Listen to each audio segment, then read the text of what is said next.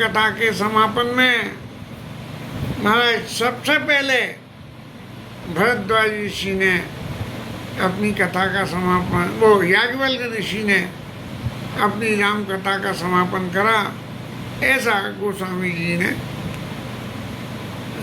इशारा दिया। अब दूसरा नंबर आया कथा समापन करने का।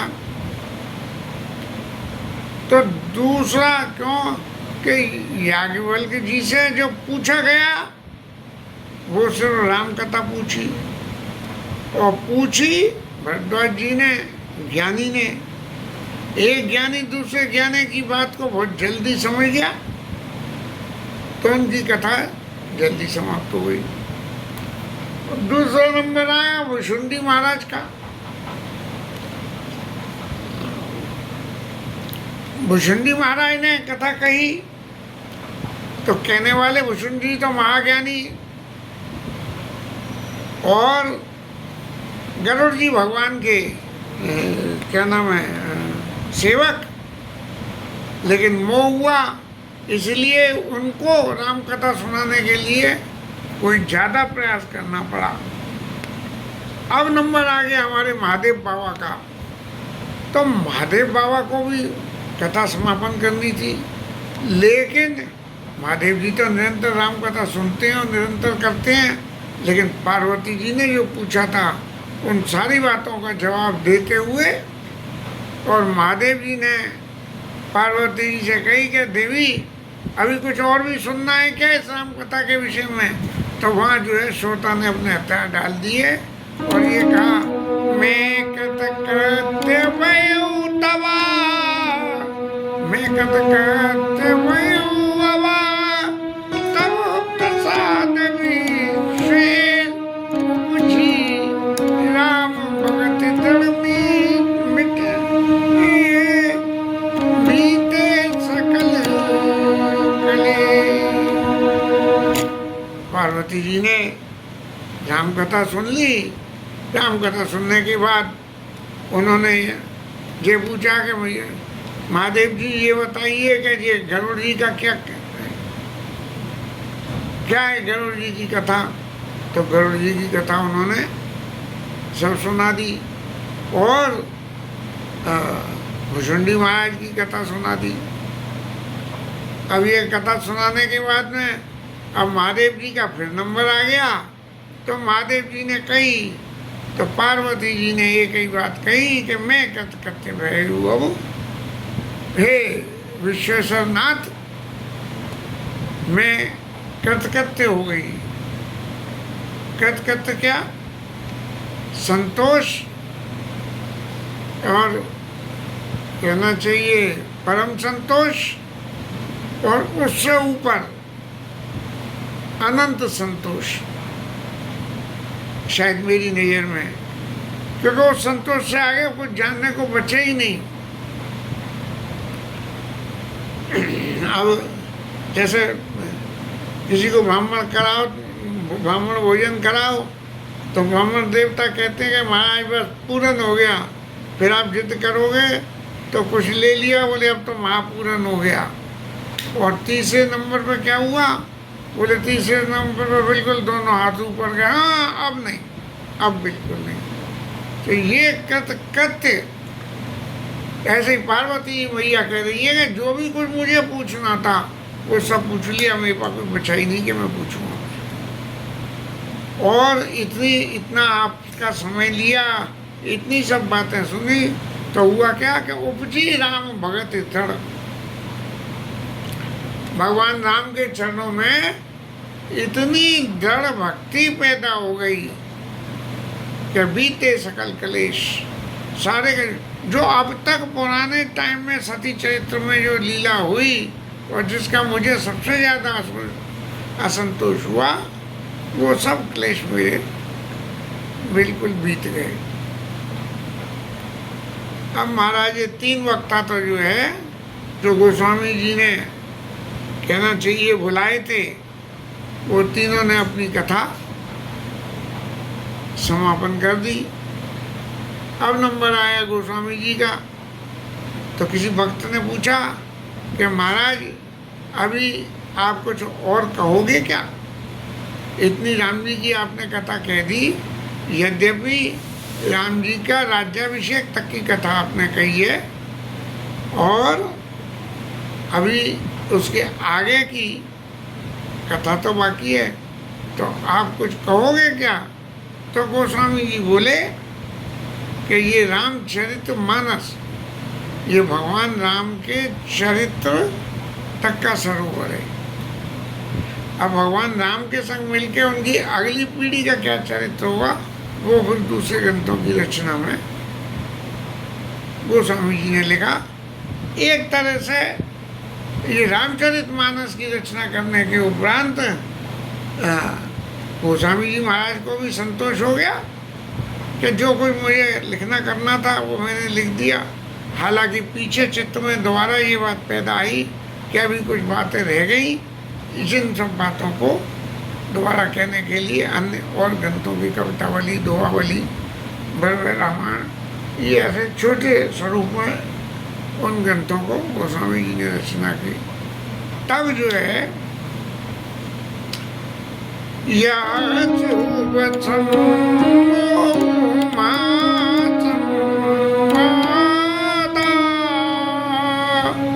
सुख संपादन समन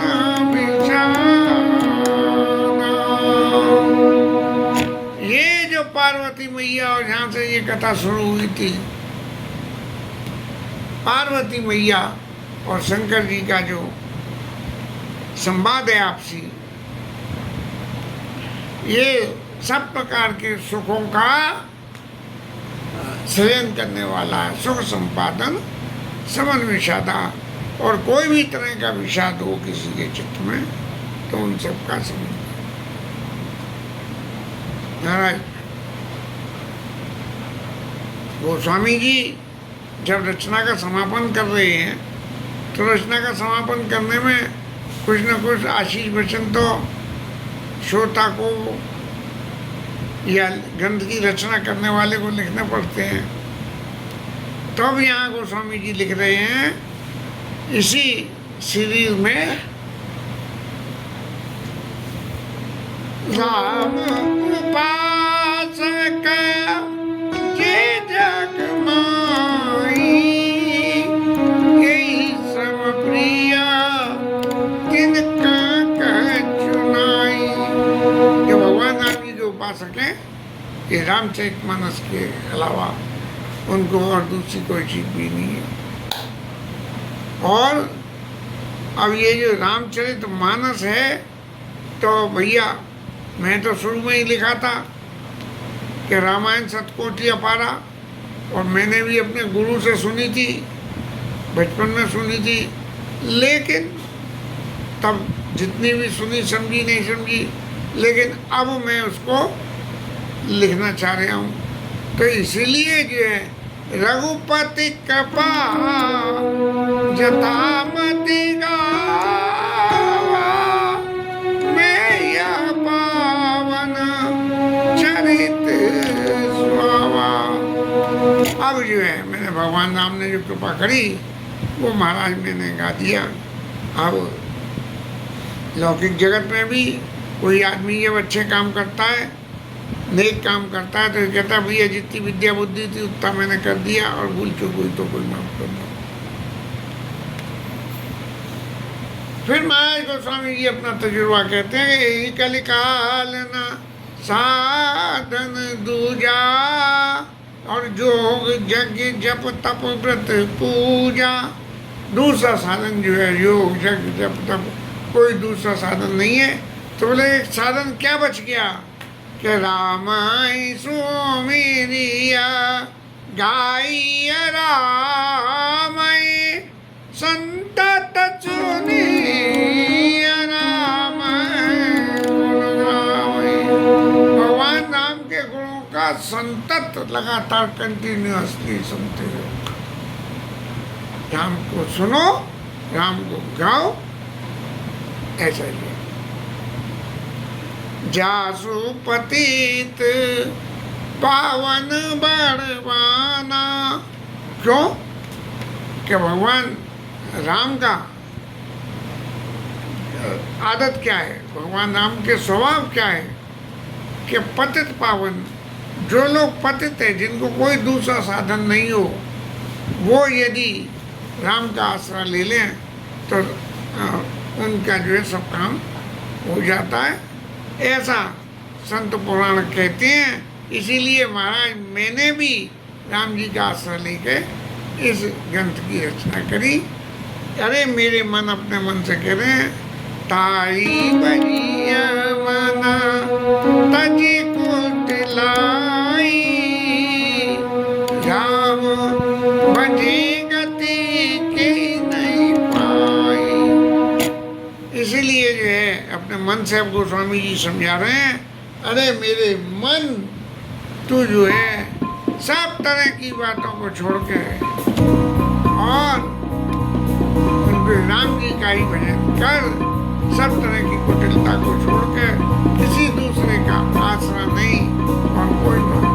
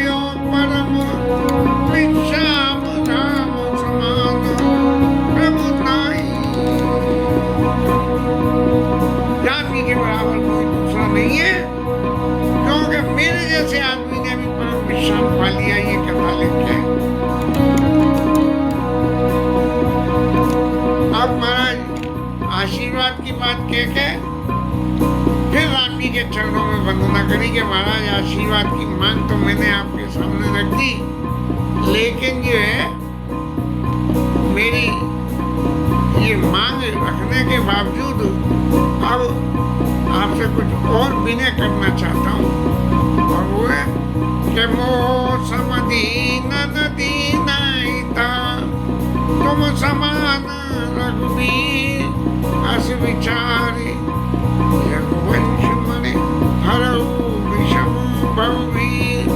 मेरे बराबर कोई महाराज दीन नहीं है और आपके बराबर दीनों का हित करने वाला नहीं है, इसलिए महाराज ये संसार में रहूंगा तो कुछ न कुछ विपत्ति आवेगी, मानुष लोग आएंगे, आप उन सबों का मेरे कारण करना। और एक आपसे और चीज मांगता हूँ, ये गोस्वामी जी ने अपने जीवन का जो पहला तजुर्बा कि जहाँ उनकी पत्नी का नाम था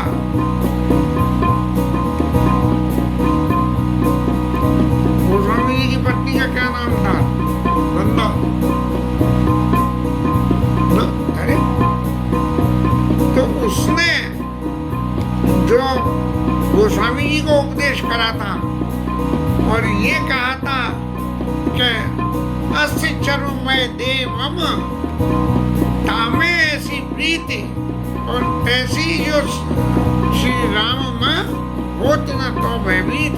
अरे मेरे लिए यहाँ ससुराल तक भाग के चले आए, मुर्दे को नाव समझ लिया और सांप को रस्सी समझ के आ गए। अगर भगवान राम के चरणों में ऐसी जरा भी प्रीति हो जाती तो इस संसार का कुछ भय नहीं रहता। इसलिए वो जो कामी नार प्यार, कामी व्यक्ति को जैसे स्त्री प्रिय होती है, वो उदाहरण अंत में दिया। कामी नार प्यार जिमे लो भाई प्रिय जिमिना जिमे रघुनाथ निरंतर प्रिय लागो। ऐसे महाराज अंत में, सबसे अंत में अपने दिल की बात कि जिस बात की वजह से कामी के तरह से स्त्री के प्रति लगाव की वजह से ये रामायण ग्रंथ की रचना हुई, उसको सबसे आखिर में कहा यद पूर्वम पौराकतम सुख विनाशी शंभुना दुर्गम श्रीमद्दा विपदाब्धि भक्ति मनुष्यम प्राप्त्यम तो रामायणम। बड़े प्रभु की कृपा के प्रसाद से जो है शंकर भगवान की महाराज की कृपा से ये मत्वा तत् रघुनाथ नाम निरतम शांतस्तम शांते। मेरे मत के हिसाब से भगवान रघुनाथ जी के नाम को जो भी हम करेगा उसे परम शांति मिलेगी। भाषावद्यमिदं चकार तुलसीदास तथा मानस। और मैंने जो है इसको भाषाबद्ध करने की कोशिश करी। और पुण्यम पाप हरम, ये रामचरितमानस क्या है? पुण्यम पाप हरम सदा शिव करम, हमेशा मंगल करने वाला। और श्री माया वो मलापाम स्मिलम प्रेमम पूरम शिवम, सब माया से पैदा होने वाली सब दुखों का सबका शिवन करने वाला। श्रीमद् रामचरित मानस विदम भक्त्यावगाहन्ति, ये जो लोग इसको गाएंगे भगवान नाम में ते संसार पतंग गोर नहीं दयंती,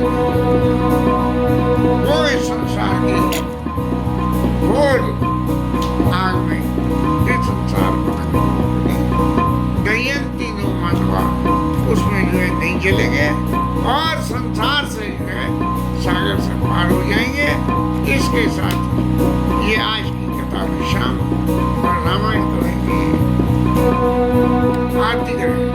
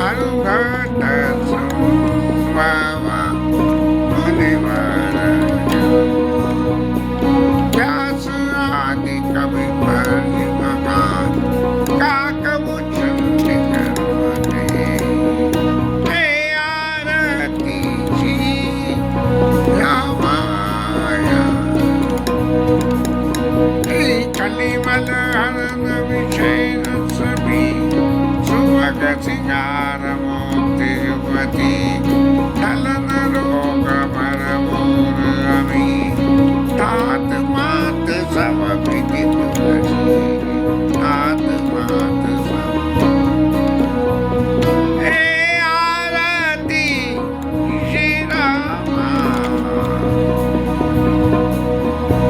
जय रामचंद्र भगवान की पवन सुत हनुमान माँ प्रतिमा देवी शिरा हरि जय शिरा धारण जय जय श्री राम।